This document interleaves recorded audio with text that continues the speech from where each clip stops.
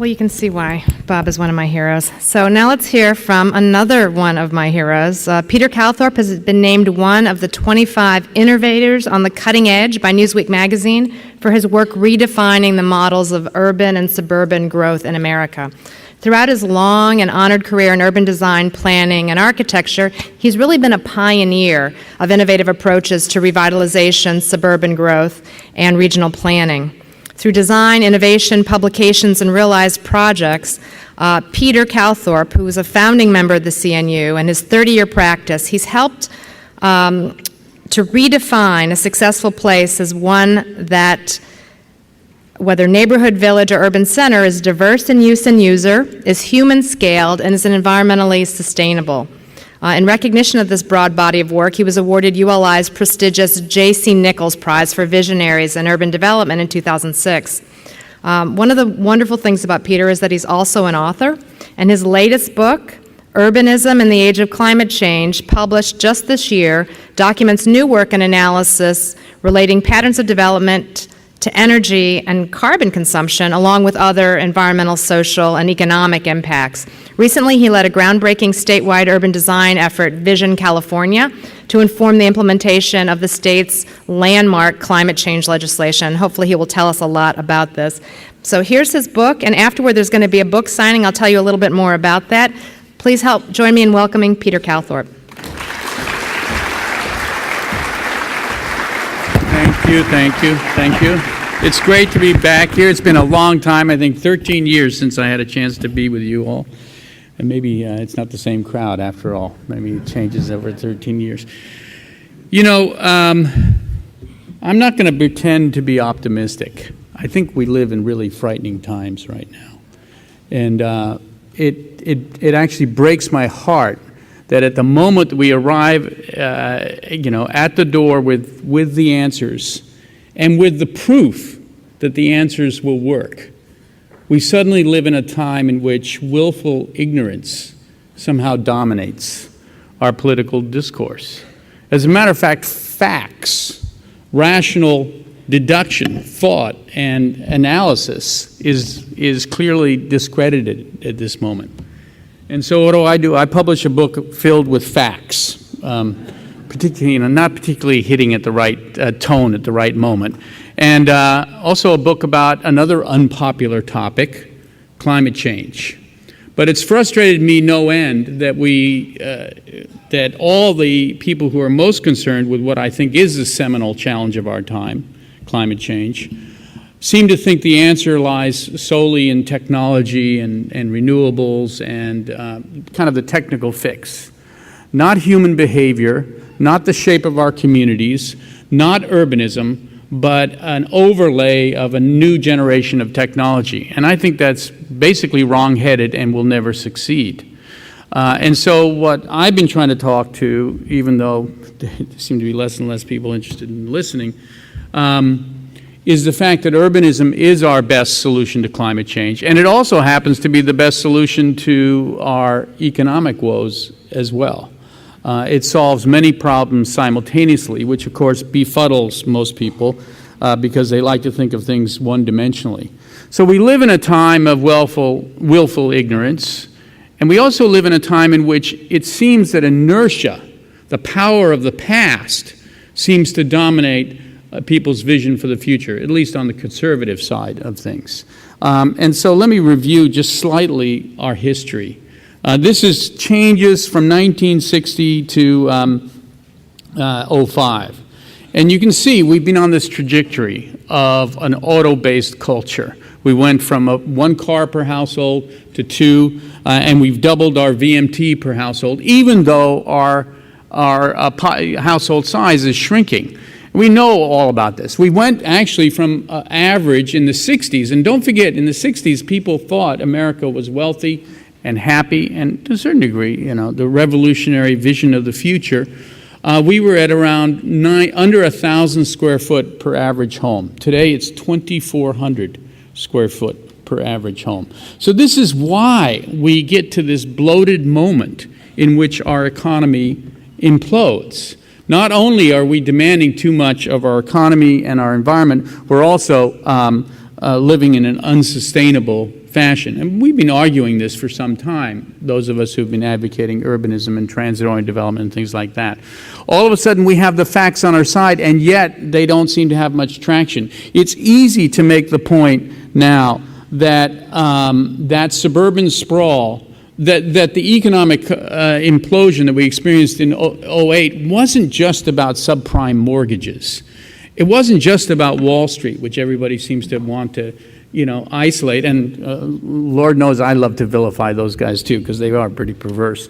But the reality is we built too much of the wrong thing in the wrong place for too long. That's why the economy imploded. And you can actually turn it on its head. The reason we had all the subprimes was in order to move product that was no longer valid in the marketplace. You know how they discount cars when nobody wants a model, and then they'll give you a special deal on the financing? That was what was happening with the single-family housing stock. And it's because the demographics had shifted. You all know these numbers, that we're only a quarter now families with kids. We have this paradigm of the American dream built on Ozzie and Harriet, for those of you old enough to remember that show, which may or not be many. But it's no longer true. We have a much more diverse population with diverse needs, and one size no longer fits all, which is why building all those subdivisions in the end couldn't and didn't work. And so unless we identify this fundamental shift, I fear that even if we can restart this economy, we'll go back to a normative condition that's basically way off target yet again, and repeat the cycle. This was foretold by my good friend Chris Nelson. Many of you have probably seen these studies. But he, in '06, before the implosion, he looked at supply and demand of housing through the year 2025 and discovered that, look at the one on the right, large lot, we had already overbuilt the market demand for large lot through the year 2025. He said, well, if there's that much oversupply, perhaps, just perhaps, and this was in his paper in '06, there may be a readjustment in the value of all that stuff, which, of course, has led us to where we are today. But living modestly, we all know, is not living poorly. And I think that that's really what we need to refocus on. There's this sense that if we attack the American dream, 3 cars and the large lot, we're attacking the health and the vitality of our lifestyles. It's not true. Numbers like this, which show that as you decrease auto ownership, you increase household income. The median income in America today, say it's $50,000, and say 50% is going to transportation and housing, if you couple those two, which HUD is now doing, I think, as a raising of awareness. And you look at the numbers, you realize that housing affordability is more dependent on number of automobiles in the garage than it is on anything else, subsidies or construction techniques or location, the drive till you qualify routine. These are all facts that, of course, are falling on deaf ears at this point. And the fact that there are great urban cultures. I better skip this slide because it's all Europe now, which, of course, is no longer showing itself to be much better. But I always point out here, and this is very important for this group, in Sweden, you'll note that walk-bike is really dominant in mode share, and transit not so much so. The two are joined at the hip. Everybody in this room understands it. But many people seem to think just building transit is enough. The reality, of course, is we need to build urbanism. And then we can add all forms of transit in a backfilling condition. This is also common knowledge to you. The way, where we live and the kind of community, it's not just walk score, it's VMT, which I find to be the most useful total metric. Vehicle miles traveled per household per year. How do you get that down? It almost doesn't matter what the mode split to something other than cars is, because all of them are good and all of them are synergistic. But look at the differences here. In the dark green area, you're down around 8,000 VMT per household per year. The light green's around 12, and the orange and red, 30,000. Huge discrepancy in travel behavior. So you can't say that America lives a normative life. Now, let's drill into that. This is my home turf of the Bay Area. San Ramon is out in the orange area. Rock Ridge is a historic streetcar suburb with a BART station. And they're very different environments. They're, bungalows. It's not very, un-American. As a matter of fact, streetcar suburbs, I think, are really one of our greatest models, versus subdivisions with garage door faces. Malls versus Main Street, and mixed-use buildings, as Bob just showed, with good street sensibility on Main Street versus office parks. I mean, the differences are clear, and the numbers that come along with that are also extremely clear. So, and there's a third column here, which is San Francisco, in addition to the compact, which is Rock Ridge, and sprawl, which is San Ramon. So in terms of carbon emissions, there's a 3-to-1 difference. This really matters when it comes to addressing climate change. Land consumption, huge variations. Household VMT, I've already gone through. The walk score, you can see there. I don't know. I think this is the old algorithm for walk score, because 46 is too high for San Ramon. I think that was as the bird flies as opposed to as the street lays. But the most important data here is property value. On a per square foot basis, without yards, the most valuable real estate is the most urban. And then, of course, it moves down the line from there. And these are apples to apples. The San Ramon is a very high-end community. Rock Ridge is high-end, and of course, Russian Hill in San Francisco. So they're kind of equivalencies. So we have that data set.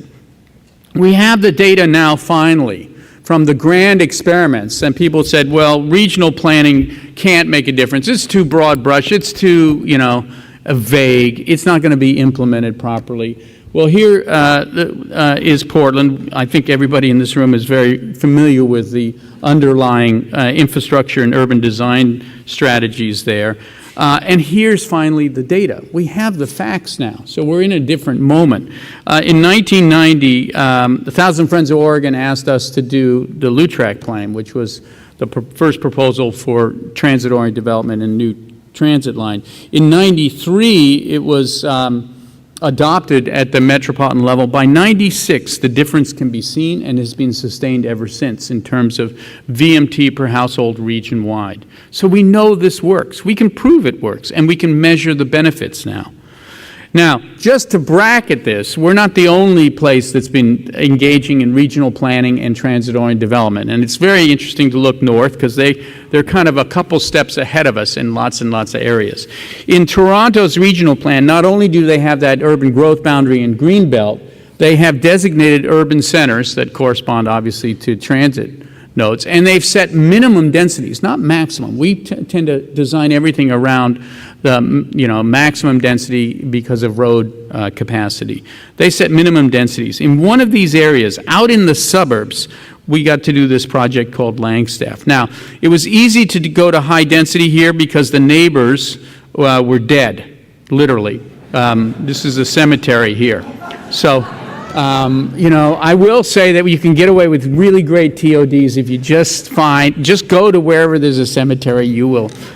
Although the representative for the Catholic Church did show up at the hearings and did not want windows overlooking the cemetery. And you'll note around it is typical suburbia, single-family houses and mall-like development. It has 2 transit nodes, one with a commute train coming through the middle and a new subway at one end. It was one of those nodes where they called for minimum density. This is 100 acres, 15,000 units. And this is North America. This is North American potential lifestyles. It's hard for us to imagine, and certainly you can't do it here in D.C. because you have your height limits. And my friends at CNU have banished me because I now advocate high-rise buildings, but I think in the right place, in the right context, they make all the sense in the world, especially when we think about China, India, and a lot of growing economies around the globe. Lord help us if they choose a 3-story urbanism.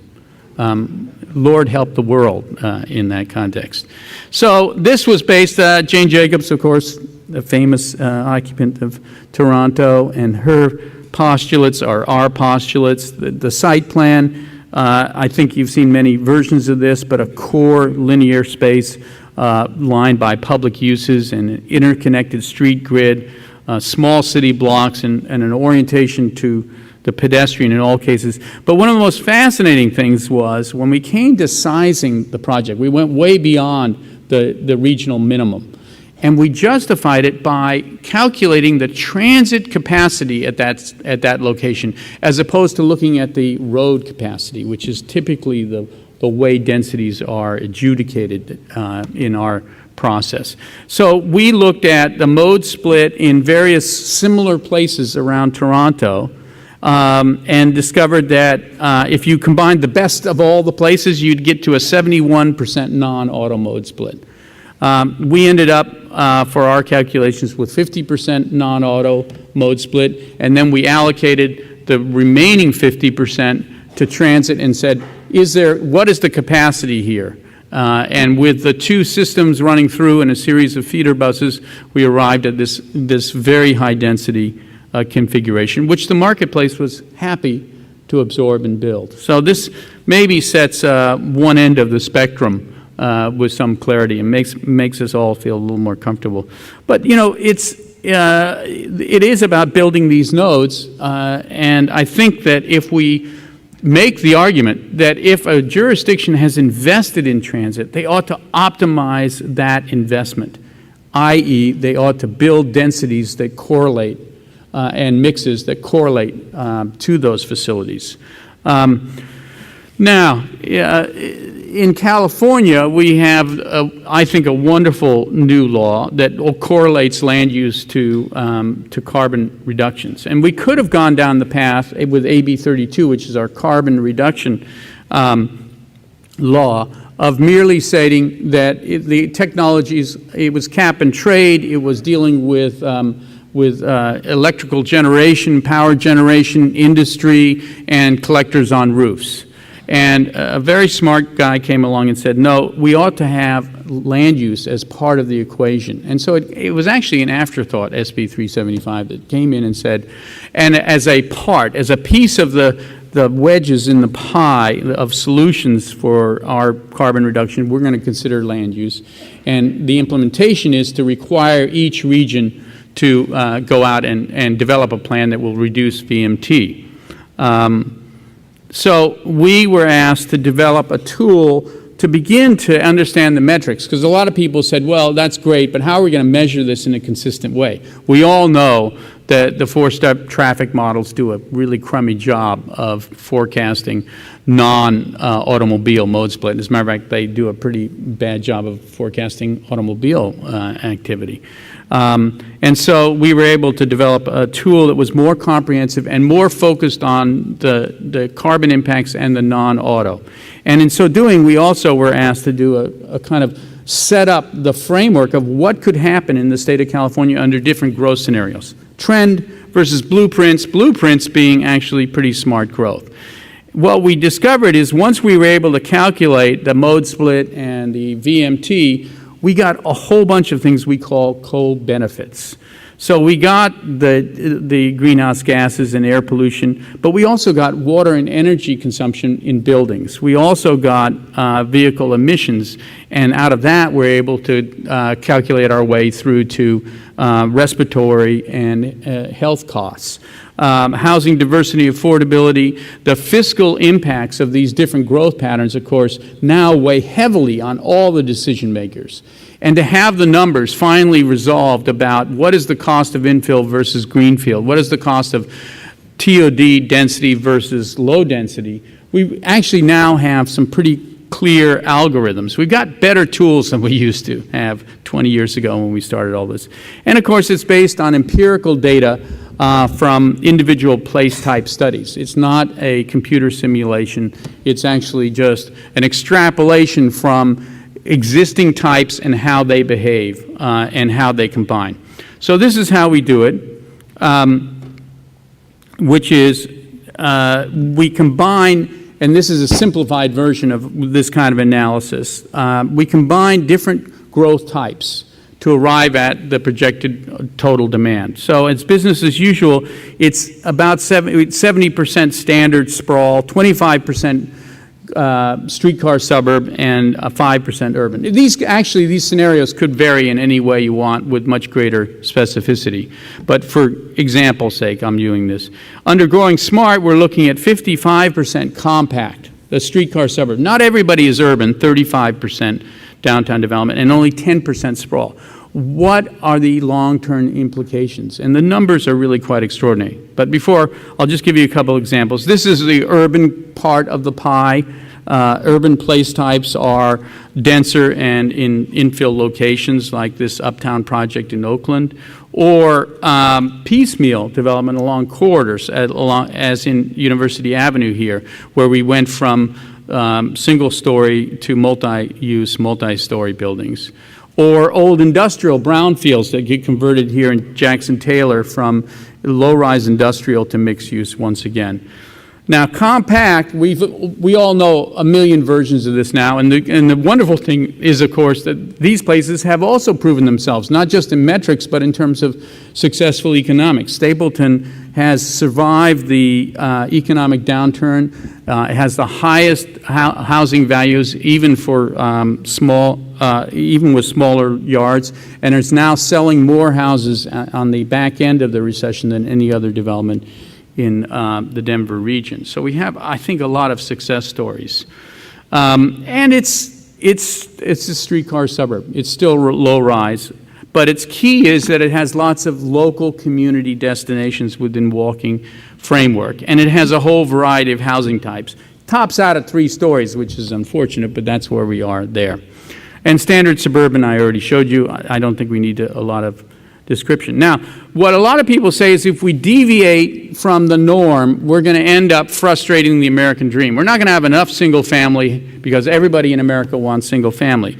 Well, when you blend in the new growth, and this is through the year 2050, of that smart growth scenario, with existing housing stock, you still have 53% of housing stock in California in single family.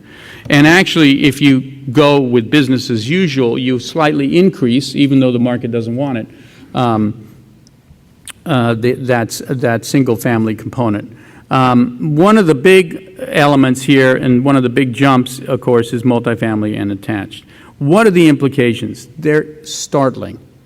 The quantity of land consumed goes from, this is the increment, new land consumption in California, 5,600 square miles. Now, as a point of reference, the total physical footprint of all development in California today is 5,300 square miles. So business as usual over the next 40 years would double our footprint. That's ag land, that's habitat, that's all sorts of precious stuff to our environmental friends who too often take the side of the NIMBYs.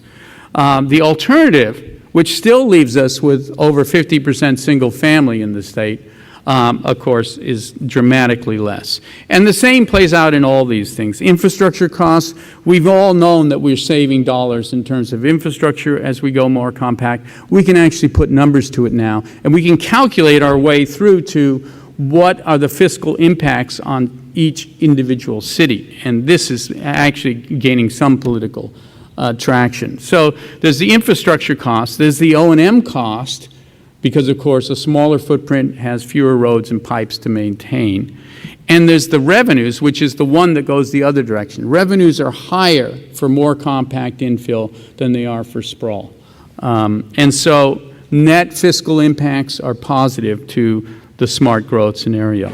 Building energy, 2 exterior walls is always better than 4. As I used to say back in the solar days, a party wall is better than a solar collector. Water in California is key, and of course, less yards and less parking lots means less water. So, in every metric, and of course, VMT goes down dramatically. And this is, on average, statewide, you get down to 17,000, which means, of course, there are the 6,000 and the 5,000 VMT households in our urban centers. It's a blend. Imported oil, you can play out this metric in a million ways, and I'm sure we all do.